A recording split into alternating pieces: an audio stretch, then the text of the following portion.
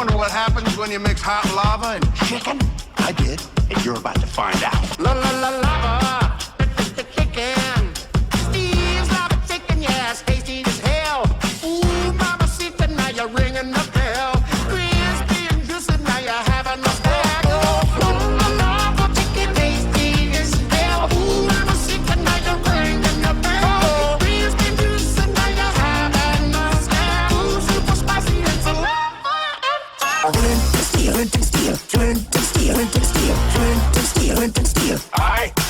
Steve.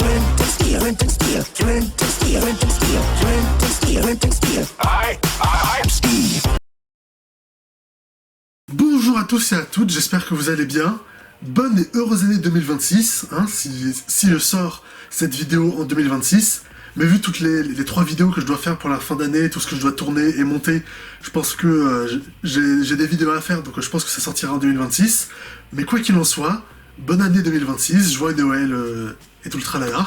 Et merci à vous tous de me rejoindre pour faire le bilan de cette année cinéma 2025. Donc comme chaque année, je termine toujours par 3 vidéos pour du coup faire le bilan de tout ce que j'ai vu en termes de films au cinéma.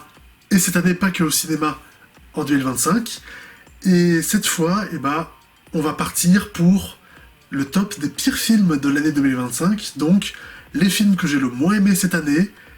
Et c'est assez dramatique, parce que cette année, j'ai 9 films dans le top des pires films. Si vous me suivez depuis un moment, vous savez que j'ai jamais eu un top 10. Donc, il n'y a jamais eu 10 films que j'ai détestés dans une année. Là, vraiment, cette année, on est monté jusqu'à 9, comme en 2018. En 2018, je crois que j'étais à 8 ou 9, je sais plus trop. Donc c'est peut-être l'année où j'ai le plus aimé, non, au contraire, où j'ai le moins aimé de films. Enfin, des films que j'ai pas aimé assez pour se retrouver dans ce top. Mais vraiment, cette année, il y avait des films qui étaient quand même assez décevants, quoi. Et commençons avec le numéro 9, L'amour c'est surcoté. Alors pour celui-là, ça va être très très personnel, parce que le film était bien fait en soi, mais si je l'ai pas aimé, c'est purement personnel, quoi. C'est juste que, personnellement, du coup, j'ai rien aimé de tout ce qu'il y avait dans le film. J'ai pas aimé l'histoire, j'ai pas aimé les personnages, leur personnalité, j'ai pas aimé le ton du film, j'ai pas aimé le style du film, j'ai pas aimé la mise en scène, ce que le film fait avec le quatrième mur, avec la narration. J'ai rien aimé de tout ce qu'il y avait dans le film. Après, pour le coup, t'as vraiment un élément du film qui m'a, pour le coup, que j'ai vraiment trouvé assez mal fait. C'est le fait que, avec un titre comme ça, L'amour c'est surcoté, et vu les bonnes annonces que j'avais vues du film, je m'attendais clairement à une comédie romantique, tu vois, logiquement. Sauf que, en fait, ce film, c'est pas vraiment une comédie romantique, en fait. C'est plutôt un drame, où on va suivre, du coup, le personnage de Hakim Djemili, qui a perdu un de ses amis, qui est mort, et qui est un peu dépressif, qui essaye de faire son deuil par rapport à ça, et toute son histoire d'amour avec, du coup, la fille, j'ai oublié le nom de l'actrice, ça va être une manière de l'aider à faire son deuil, mais leur romance à tous les deux, c'est pas le cœur du film. C'est un d'à côté, en fait. Le vrai cœur du film, c'est le deuil de Hakim. Donc du coup, la romance, dans cette comédie romantique supposée, en fait, c'est pas du tout le cœur du film. Mais du coup, après, peut-être qu'il aurait pas fallu... il aurait fallu ne pas vendre le film comme ça, parce que du coup, quand tu t'attends à voir une comédie romantique et qu'au final, c'en est pas une, forcément, t'es un peu déçu, et j'ai été déçu, quoi, pour le coup. Mais là aussi, pour le coup, je pense que c'est plus de la faute du marketing qui a mal vendu le film, plutôt que le film qui est mal fait, puisque ils ont voulu nous vendre une comédie romantique qui n'en était pas une, donc voilà, je peux pas vraiment non plus dire que c'est à 100% de la faute du film, mais je l'ai pas aimé, voilà, c'est pour ça qu'il est que 9ème de ce top 9, il est tout en bas du classement. En numéro 8, un autre film français, c'est Bad. C'est un film d'action français qui m'avait plutôt donné envie dans sa bande-annonce. Faut que tu partes, il est intouchable.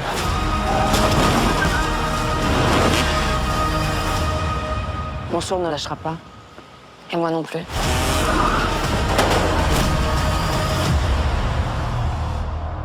les scènes d'action avaient l'air plutôt cool, et du coup, bah, je me suis chauffé pour aller le voir, je me disais que ça allait être bien.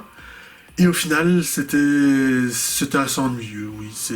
Les scènes d'action qui avaient l'air cool, elles étaient surmontées, pas très bien filmées, j'ai trouvé, et pas très divertissantes. Hein, la scène de course-poursuite à un moment qui aurait pu être bien, elle était pas si extraordinaire que ça dans le film. Et globalement, je me suis ennuyé dans ce film. Voilà, là aussi, j'ai été déçu. Voilà, ça aurait pu être pas mal. Et pour le coup, j'aurais dû aller voir un autre film d'action qui était sorti pendant les vacances d'été, si tu me souviens bien. Et je suis pas allé le voir celui-là, parce que Bad, ça me disait un peu plus. Mais au final, Bad, j'ai été dessus, donc bah, cet autre film d'action, j'ai oublié son nom. Je pense que j'irai peut-être le voir pour le coup, parce que bah, c'était peut-être mieux. Voilà, mais je l'ai raté. Numéro 7, Magma, un autre film français qui était soi-disant ambitieux. C'est donc du coup un film catastrophe, avec un volcan, voilà, puisque le film s'appelle Magma. Et au final, bah, dans ce film catastrophe, on voit jamais la catastrophe. Voilà, il n'y a pas de magma, il n'y a pas de cendres, il n'y a même pas de la fumée. C'est dans le film, pourtant on suit des gens qui du coup vont évacuer une ville sur une île parce que le volcan pourrait entrer en éruption. Mais sinon, il n'y a pas de catastrophe à proprement parler, quoi. On voit vite fait une coulée de boue brûlante à la fin du film, mais on la voit à la fin, et de loin, sur un plan, pendant 2 secondes. Et enfin, vraiment, quoi, tu fais quand même un film catastrophe, et la catastrophe, on la voit pas, enfin, on la voit sur un plan, Mais après, en ayant vu le film, et vu toute l'histoire sur l'héroïne qui a tout un passif avec un mec de l'île, et parce que elle est pas native de l'île, je pense que tout le film a plutôt un propos sur je sais pas, sur l'ostracisme, le racisme, l'appartenance, je sais pas, enfin le film a plutôt puisque je me suis pas mal ennuyé pendant le film, et j'ai oublié de tout ce qui se passait dedans parce que bah, je me suis ennuyé pendant tout le film, ça m'intéressait pas, c'était vraiment pas fascinant. Mais je me souvenais que le film, bah, au final, il avait plutôt un discours social. Donc le film voulait plutôt tenir un discours social plutôt que être un film d'action ou un film catastrophe. Et du coup, bah, là aussi, c'est ça qui fait que j'ai pas du tout été fasciné. Parce qu'avec un film comme ça, bah, qui s'appelle Magma, tu te dis, ah ouais, ça va être un film catastrophe, cool, tu vois, un film avec de l'action. Et au final, non, pas du tout, quoi. C'est un film sur des histoires d'appartenance, de pays, de racisme, tout ça. Enfin, je suppose que ça parle de ça, puisque là aussi, j'ai des souvenirs lointains du film, et quand je regardais le film, même pour moi, c'était pas clair. Donc ouais, voilà, c'était vraiment pas terrible. Je me suis ennuyé du début à la fin, et ouais, c'était... bof, voilà, oubliable. En numéro 6 de ce top, Le Répondeur. Alors, encore un film français, on les enchaîne. C'était une comédie, soi-disant, une comédie française, qui avait un concept que je trouvais plutôt cool dans la bande-annonce. Je veux qu'on me foute la paix. Je veux disparaître. C'est pour ça que j'ai besoin de quelqu'un comme vous, qui se fasse passer pour moi, qui me remplace. Un imitateur.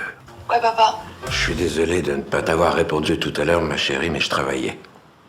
C'est pas grave. Et au final, bah, le film était vraiment ennuyeux. Je me suis ennuyé du début à la fin. C'était l'utilisation du concept était sympa quelquefois, mais ils en ont pas fait une histoire fascinante, je trouve. Et le film se vendait a priori comme une comédie dans la bande-annonce, mais il n'y avait pas tant de blagues que ça, hein. Il n'y avait pas tant d'humour. Le film a plutôt une ambiance calme et pesante pendant toute la durée du film, donc ça se rapprocherait plutôt d'un drame. Mais après, c'était pas si dramatique que ça non plus. Il n'y a pas assez d'humour et de comédie pour que ce soit une comédie, mais il n'y a pas non plus assez de drame pour que ce soit vraiment un film dramatique, quoi. Donc c'est même pas non plus une comédie dramatique, je sais pas trop ce que le film est, ou ce qu'il essaye de faire. Du coup, bah, en plus de m'ennuyer, j'ai été assez désarçonné parce que bah, ça essaie même pas d'être drôle, ça essaie même pas d'être particulièrement dramatique ou touchant, donc ouais, c'était assez particulier comme film, je trouve, hein. N'hésitez pas à me dire, vous, ce que vous en avez pensé, mais ouais, moi, je me suis ennuyé du début à la fin du film, et c'était vraiment pas fascinant. Numéro 5, Le Routard, encore une comédie française, voilà, et encore avec Hakim Djemili, il a joué dans 3 films cette année. Non, il a joué dans 4 films. Hein. C'est Le Routard, L'amour c'est surcoté, Adieu Jean-Pat et Chasse gardée 2. Alors que c'est pas non plus un acteur ultra bankable, je sais pas, genre comme Pierre Ninet, mais pourtant il joue dans plein de films chaque année, c'est assez ouf. Mais du coup, je suis allé voir ce film parce que, pour Hakim Djemili, voilà, parce que je l'adore depuis le Whoop dans YouTube.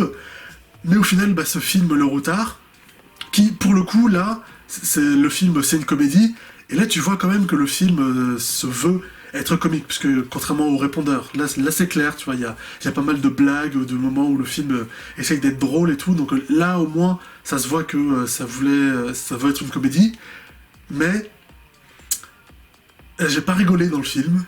De toutes les blagues qu'il y a eu, il y en a peut-être une ou deux qui m'ont un peu amusé, mais je m'en souviens pas, voilà, parce que c'était vraiment pas marquant comme film, c'était pas fascinant.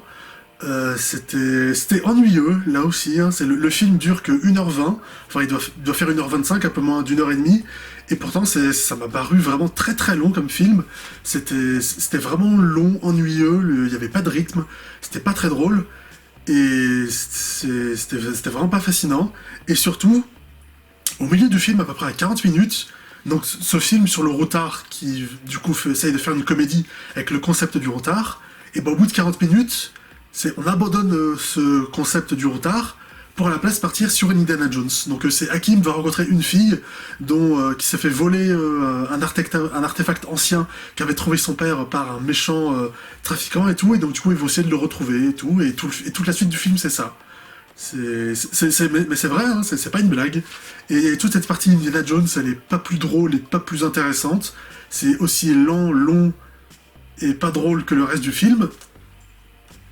Et du coup, je me suis dit un peu, c'est pourquoi avoir fait un film sur le routard s'ils abandonnent l'idée au milieu du film, quoi. Parce que clairement, ils n'avaient pas d'idée de film comique. Ils n'avaient pas d'idée de blague ou de quoi faire de ce concept du routard en film. Du coup, c'est pour ça qu'ils ont abandonné l'idée au milieu du film. Mais alors, même pourquoi avoir fait un film avec ce concept du routard ?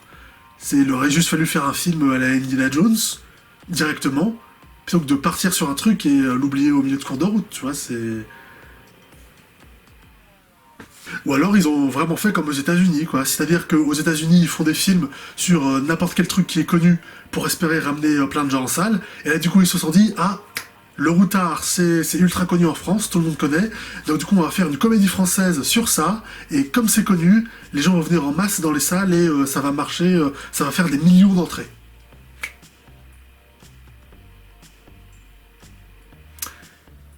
C'est pas ce qui s'est passé.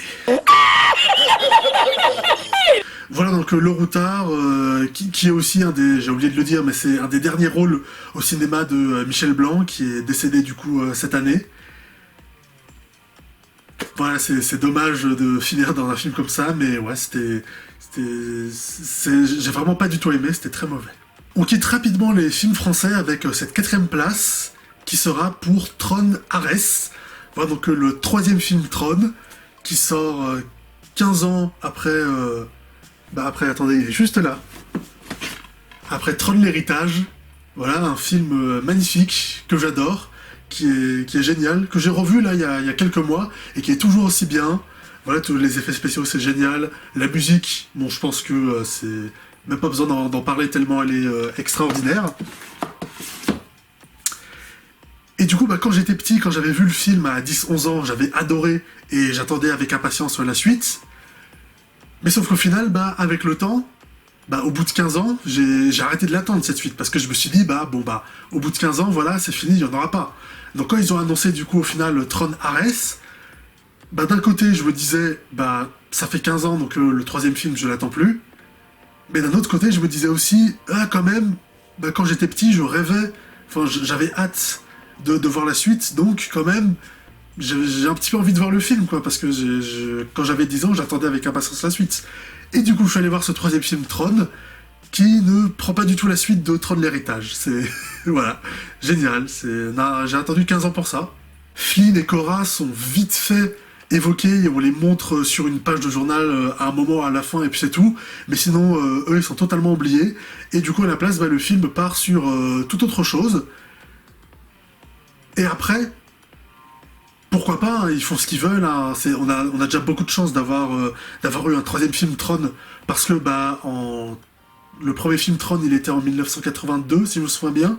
Du coup, en 43 ans, la licence Tron, on n'aura eu que 3 films et vite fait une série animée.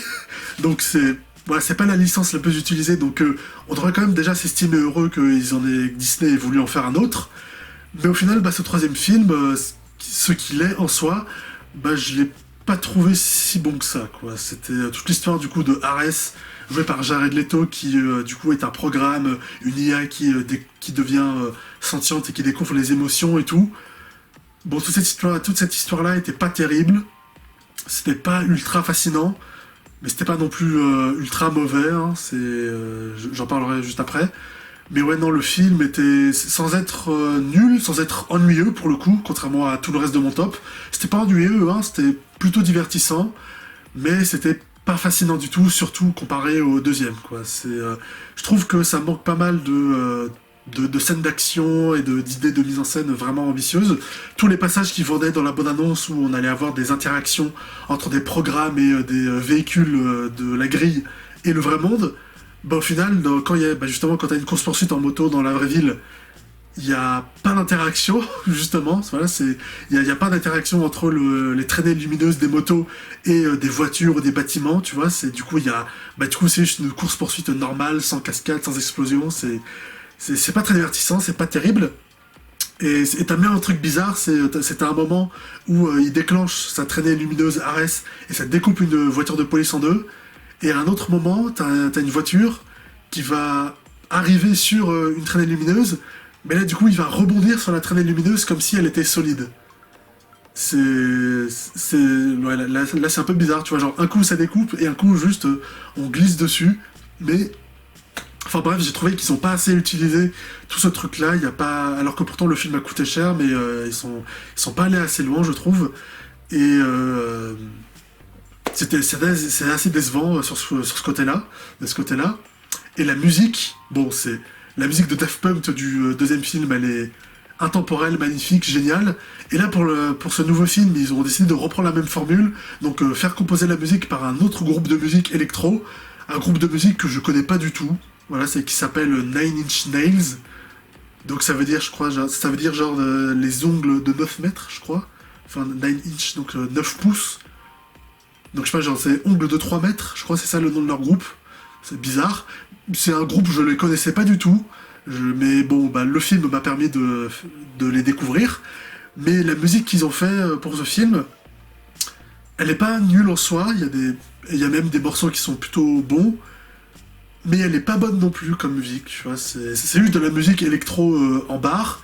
Et il n'y a pas de thème marquant ou de mélodie reconnaissable comme dans Tron l'héritage. Là, c'est juste, t'as l'impression qu'ils ont juste composé 20 musiques électro comme ça.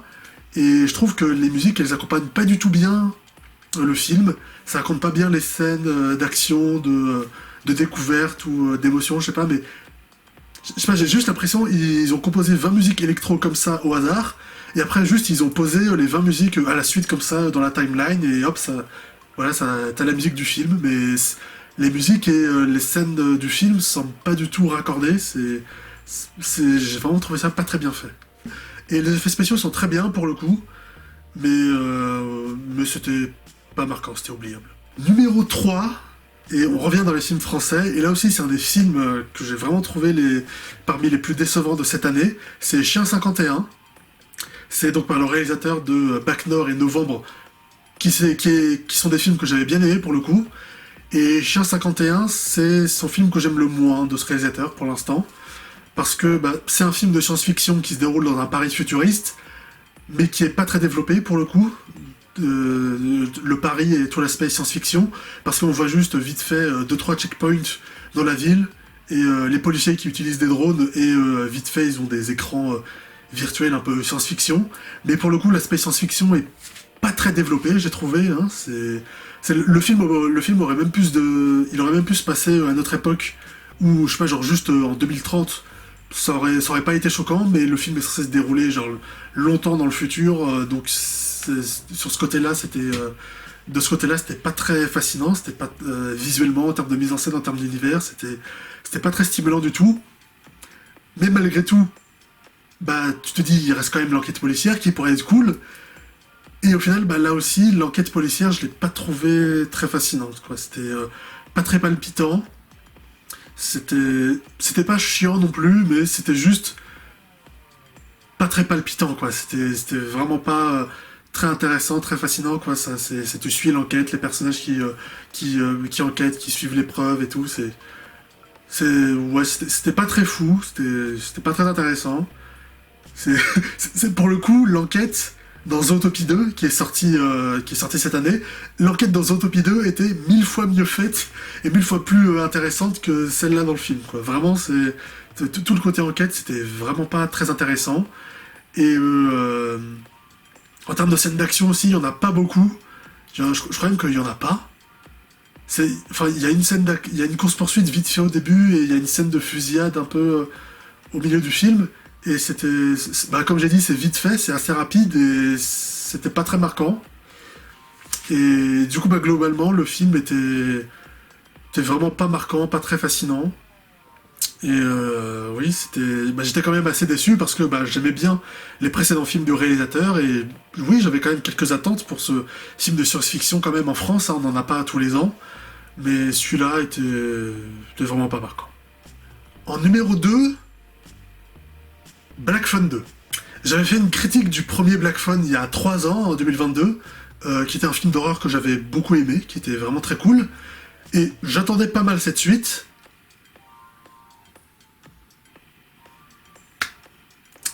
Et c'est un des plus mauvais films que j'ai vu cette année. Parce que, forcément, c'est une suite, je l'attendais. Du coup, de voir que c'est aussi raté, forcément, je suis très très déçu. C'est pour ça qu'il est aussi haut. Mais vraiment aussi, juste en soi, en termes de film d'horreur, j'ai vraiment trouvé ça pas terrible. Parce que déjà, film d'horreur, il fait pas peur du tout, ce film, pas une seule seconde. C'est même les 2-3 jumpscares qu'il y a dans le film, vraiment, ça m'a pas fait sursauter du tout, ça m'a pas du tout surpris. Il y a plus du tout l'ambiance claustrophobique, inquiétante qu'il y avait dans le premier film. Là, c'est vraiment pendant tout le film, il n'y a pas du tout d'atmosphère inquiétante ou d'ambiance et tout particulière, d'ambiance horrifique. J'ai été, comment dire, j'ai eu vraiment le regard vide pendant 2 heures, pendant tout le film, quoi. Vraiment, j'ai pas du tout été stimulé par le film, ça m'a rien fait ressentir, c'était vraiment pas très fascinant. On reprend pas vraiment le concept du premier film, du coup de l'enfant qui peut téléphoner aux morts, puisque là, le personnage principal est relégué au second plan, parce qu'en fait, le méchant du premier film, qui est devenu un fantôme, veut se venger de lui, et il veut se venger de lui en faisant souffrir sa sœur. Sa sœur qui a aussi des pouvoirs, elle fait des rêves prémonitoires où elle peut voir l'avenir, le passé et tout. Et donc du coup, en fait, vu que c'est elle qui subit les attaques du méchant, et c'est elle qui devient le personnage principal du film. Et du coup, fini, le personnage du premier, il est vraiment relégué au second plan. Il sert même plus à rien, c'est sa sœur qui devient le personnage principal. Et c'est par elle que passe tout le film, hein. Tous les enjeux du film, tous les moments d'angoisse et d'horreur, c'est elle qui les vit, c'est elle qui trouve des solutions au truc, c'est elle à la fin qui résout un peu le truc, donc tout passe par elle. Donc le personnage principal du premier film, il est un peu oublié, passé en second rang, et tout le film c'était vraiment pas terrible du tout, quoi. Même toute l'histoire, toute la mythologie qu'ils veulent développer autour de l'attrapeur, c'était vraiment pas fascinant. Moi, ça m'a pas intéressé du tout, et il y a même pas mal de passages dans le film que j'ai trouvé assez ridicules quand même, hein. C'est à une scène où l'attrapeur il piège la sœur de Finney dans la cabine téléphonique, et il a fait tourner sur elle d'un seul coup comme une toupie, et il y a son sang qui gicle dans toute la cabine, mais vraiment tu la vois tourner comme une toupie sur elle d'un seul coup, et enfin je sais pas, le film se veut quand même assez sombre, et une scène comme ça fait un peu gros guignol, ça fait un peu ridicule je trouve. Et la fin du film aussi, où t'as le méchant pour le combat final qui débarque sur un lac gelé en faisant du patin à glace. Et genre ils te sortent ça en mode c'est son ulti, quoi. C'est vraiment le mec là, il est au max en faisant du patin à glace. Tu fais bah, bof, quoi. Enfin, pour un film d'horreur qui se veut vraiment sombre et tout, bah, le méchant principal qui arrive en faisant du patin à glace, et... Ouais, non, j'ai trouvé ça bof pour le coup, quoi. Après, t'as 2-3 scènes dans le film que j'ai trouvé quand même bien, et c'est pas les scènes d'horreur, c'est les scènes d'émotion vers la fin, quand t'as son père et sa fille qui ont une discussion tous les trois, et la fin où la fille, enfin la sœur de Finny parle à sa mère, c'était des séquences d'émotion qui, pour le coup, étaient assez touchantes et marchaient bien. Et c'est le seul truc bien que, pour le coup, j'ai apprécié du film, voilà, c'est dans ce film d'horreur, les scènes qui sont le mieux faites, bah c'est pas les séquences d'horreur. Voilà, je pense que ça veut un peu tout dire. Je sais pas s'ils en feront un 3, je suis pas sûr que le film ait marché, mais ils en feront peut-être un 3, je sais pas si j'irai voir le 3, vu que ce deuxième opus m'a beaucoup déçu. Et enfin, en numéro 1, le film que j'ai le moins aimé de cette année 2025...